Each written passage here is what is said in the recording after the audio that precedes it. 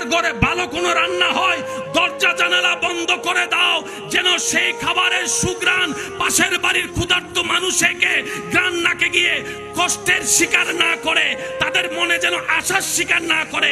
এটার নাম ইসলাম।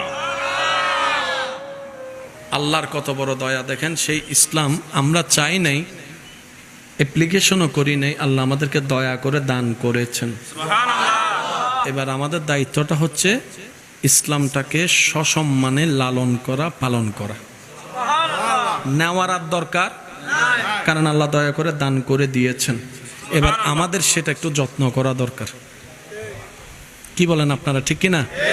এটা আমাদের কি করা দরকার? যত্ন করা দরকার। আল্লাহ আমাদের সবাইকে বুঝার তৌফিক দান করুন। রাত গভীর হয়েছে, আমি আর সামনের দিকে বেশিক্ষণ আগাবো না। আপনাদের যে আন্তরিকতা, আমি শুধু অবাক হচ্ছি এই প্রতিকূল পরিস্থিতির মধ্যেও যে এত আশেকের উপস্থিতি। আল্লাহ সবাইকে কবুল করুক। একটা ওয়াকিয়া মনে পড়ছে, বলবো? এটা অন্তত একটু মনে রাখার আমরা চেষ্টা করব সবাই ইনশাআল্লাহ, কারণ এটা আমাদের জীবনের জন্য ভালো হবে। খলিফাতুল মুসলিমিন, অর্ধ পৃথিবীর শাসক হযরত ওমর ফারুক রাদিয়াল্লাহু তাআলা দরবারে একজন ব্যক্তি আসামিকে টেনে টেনে উপস্থিত করছে। তো হযরত ওমর ফারুক রাদিয়াল্লাহু তাআলা জিজ্ঞেস করলেন, ব্যাপার কি?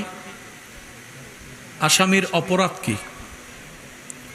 তখন তিনি বললেন, এই ব্যক্তি, একটু মনোযোগ দিয়ে শ্রবণ করবেন, এই ব্যক্তি আমার বাবাকে হত্যা করেছে, আমি এটার বিচার চাই।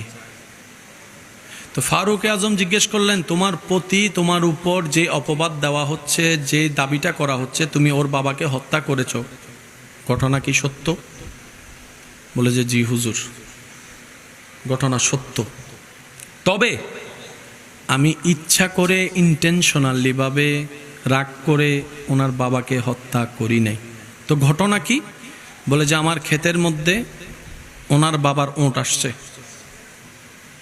ওঁট ক্ষেতের মধ্যে যখন খাবার শুরু করেছে, আমি ধাওয়া দেওয়ার চেষ্টা করেছি, সে যায় নাই। আমার এই ক্ষেত ছাড়া আর কিছু নাই, আমার পরিবারকে খাওয়াবো কি? ওই ওঁটকে দূর করার জন্য আমি একটা পাথর নিয়ে নিক্ষেপ করেছি, অসতর্কতাবশত ওই পাথরটা ওঁটের আঘাত করেছে, ওঁট মারা গেছে।